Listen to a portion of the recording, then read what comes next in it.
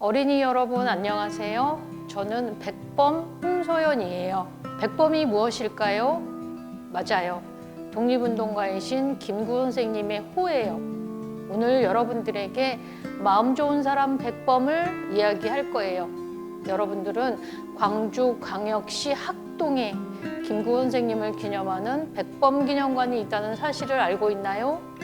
그래요. 대부분의 어린이들은 잘 모를 거예요. 그런데 왜 광주에 백범기념관이 있을까요? 그것은 광주와 김구 선생님의 특별한 인연 때문이에요. 1946년 9월 김구 선생님이 광주에 오셨어요. 광주 시민들은 김구 선생님을 열렬히 환영했어요. 이분이 당시 광주시장님인데 독립운동을 하신 서민호 선생님이에요. 김구 선생님은 환영식에서 시장님으로부터 광주천 주변에 가난한 사람들이 많이 산다는 이야기를 듣고 선생님이 받은 많은 후원금과 귀한 물건들을 그분들을 위해 써달라고 내놓았어요. 그랬더니 시장님은 돈을 더 모아서 방 한 칸, 부엌 한 칸, 방 한 칸, 부엌 한 칸인 작은 집 100여 채를 지어서 그분들이 살 수 있게 해드렸어요. 그리고 백가구가 화목하게 살라고 백화마을이라는 동네 이름도 지어주셨어요. 시간이 흘러 집들이 낡고 허름해져서 그 자리에 새로 아파트를 지었어요. 백화아파트. 지금도 남아있어요. 광주 사람들은 이 아름다운 인연을 역사에 영원히 남기기 위해 2015년 백화아파트 옆에 광주 백범기념관을 건립한 거예요. 어때요? 가슴이 뭉클하지요? 우리 어린이들이 광주 백범기념관을 방문한다면 광주와 김구 선생님에 대해 더 많은 것을 알 수 있을 거예요. 여러분은 김구 선생님을 잘 알고 있나요? 우리나라의 독립과 통일을 위해서 평생을 사신 분이에요. 선생님은 우리나라의 이름이 조선일 때 태어났어요. 조선에서는 누구나 태어나면 부모님과 같은 신분을 갖게 되어 있었어요. 양반이 있고 중인이 있고 상민, 천민이 있었어요. 김구 선생님은 세 번째인 상민의 아들로 태어났어요. 김구 선생님이 살던 조선의 처지를 프랑스 사람이 그림으로 그렸어요. 조선이라는 나라는 청나라, 일본, 러시아 등 힘센 나라들이 움직이라는 대로 춤을 추는 꼭두각시 나라라는 의미예요. 나라가 이렇게 어려울 때 나랏일을 하는 관리들은 어떻게 해야 할까요? 나랏일을 더욱 열심히 해야겠지요. 그런데 그렇지 않은 사람들이 많았어요. 탐욕스럽고 오염된 사람들이 많았어요. 이런 사람들을 탐관오리라고 해요. 이 탐관오리들은 벼슬자리를 돈으로 사고 팔고 했어요. 이것을 매관매직이라고 해요. 그러다 보니 나라에 부정부패가 아주 흔했어요. 1876년 김구 선생님이 태어났을 때 부모님이 지어주신 이름은 창암이에요. 김창암. 창암이는 아주 개구쟁이였어요. 엿이 먹고 싶어서 멀쩡한 아버지의 숟가락을 부러뜨려 엿을 사 먹고 아버지의 돈을 허락도 받지 않고 들고 나가서 떡을 사 먹으려다가 들켜서 야단을 맞기도 했어요. 한 번은 창암인의 친척 중에 결혼식을 한 집이 있어서 그 집 할아버지가 사돈을 만나려고 잘 차려입고 양반만 쓸 수 있다는 갖가지 쓰고 나갔다가 동네 양반들과 마주쳤어요. 동네 양반들이 내 놈이 쌍놈이라는 것을 내가 분명히 알고 있거늘 감히 갓을 쓰고 양반 행세를 하고 돌아다녀 하면서 할아버지의 갓을 빼앗아서 망가뜨리고 망신을 줬어요. 창암이는 깜짝 놀랐어요. 아니 그까짓 갓이 뭔데 나이 드신 할아버지가 그렇게 망신을 당해야 하나. 아버지, 이게 어떻게 된 일이에요? 하고 물어봤더니 아버지가 집안 이야기를 쭉 해주셨어요. 창암인에는 원래 양반 집안이었어요.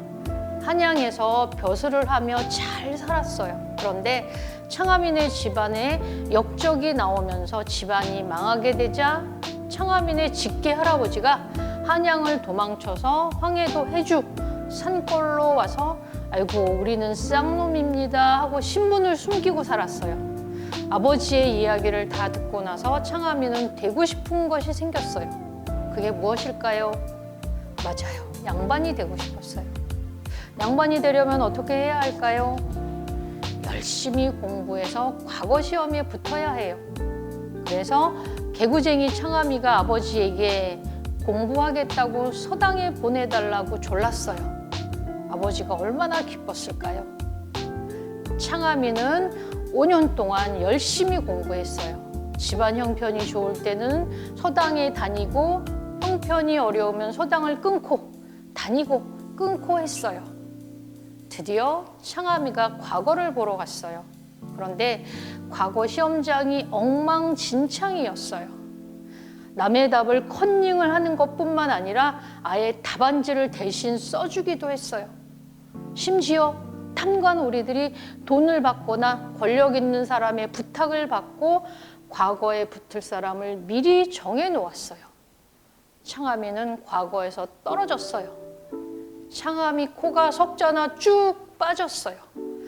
과거에 합격해서 아랫사람들을 괴롭히지 않는 멋진 양반이 되고 싶었는데 말이죠. 창암이는 실력만으로 과거에 붙을 수 없다는 것을 깨닫고 아버지께 과거 공부를 그만두겠다고 했어요. 그랬더니 아버지는 창암이에게 관상 공부를 하라고 권했어요.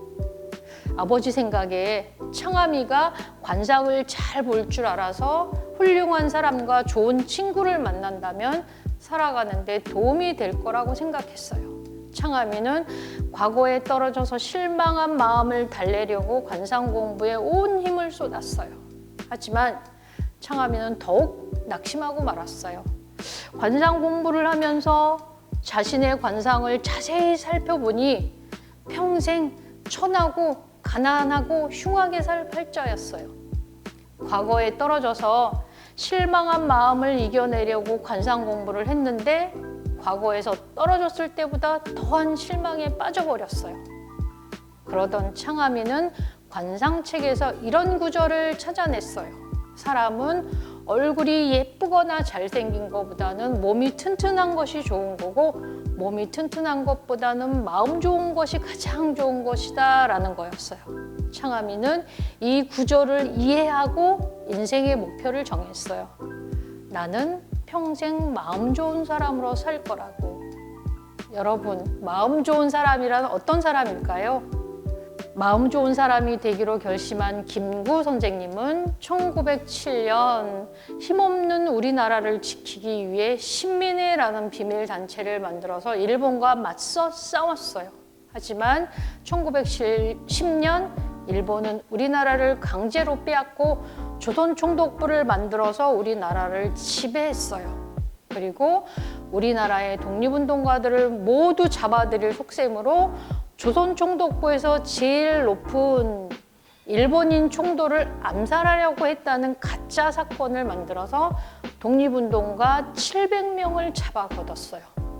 김구 선생님도 이 사건으로 서대문 감옥에 갇히게 되었어요. 김구 선생님은 온갖 고문을 받고 재판을 한 결과 15년형을 받았어요. 그런데 당시 서대문 감옥에는 7년 이상의 형을 받으면 감옥에서 죽는다는 소문이 있었어요. 왜냐하면 감옥의 환경이 아주 나빴기 때문이에요. 먹을 것을 제대로 주지 않았고 겨울에는 난방도 없이 작은 이불을 줘서 동상에 걸려 죽는 사람이 생겼어요. 여름에는 좁은 감방에 많은 사람을 가둬서 질식해서 죽기도 하고 밤에는 좁은 감방에 다 누워서 잘 수가 없어서 교대로 잠을 잤어요. 이렇다 보니 감옥에서 7년 이상을 견딜 수가 없었던 거예요. 김구 선생님은 15년형이니까 몇 번을 죽어야 할까요? 그렇죠. 2번 정도 죽었다 살아났다 죽었다 살아났다 해야겠지요. 그래서 김구 선생님은 나는 감옥에서 나라 사랑하는 이 깨끗한 내 정신을 잘 지키다가 죽어야지 했어요. 1911년 1월 김구 선생님이 감옥으로 끌려갔는데 1912년 일본 왕이 죽었어요. 옛날부터 어느 나라나 나라에 큰일이 생기면 죄수들의 형을 깎아주거나 석방했어요. 그래서 김구 선생님이 감형이 되었는데 2년 뒤에 그 일본 왕의 부인이 죽어서 또 감형이 되었어요.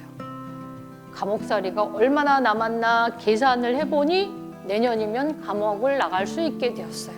감옥에서 죽으려고 했는데 살아서 나가게 되었으니 앞으로 무슨 일을 할까? 주변을 살펴보기 시작했어요. 그런데 감옥을 먼저 나간 독립운동 동지들 중에 변절하는 사람이 생겼어요. 일본 경찰은 감옥에서 나온 독립운동가들을 계속 쫓아다니면서 자기들에게 협조하라고, 그렇지 않으면 취직을 못하게 하고 가족들을 괴롭히겠다고 협박했어요.